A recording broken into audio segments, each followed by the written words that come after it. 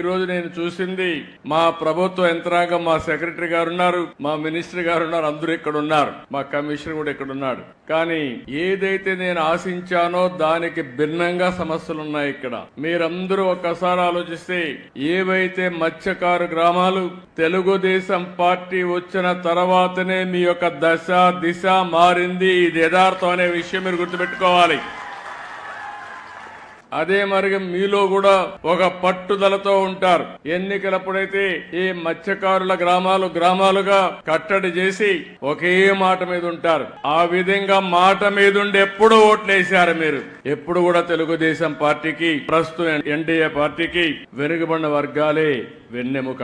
మొన్న కూడా అందరూ ఓట్లేశారు, గాని అందరిలో ఎక్కువ ఓట్లేసింది ఈ వెనుకబడిన వర్గాలు, అందులో మత్స్యకారులు అని చెప్పి కూడా నేను మీకు తెలియజేస్తున్నా.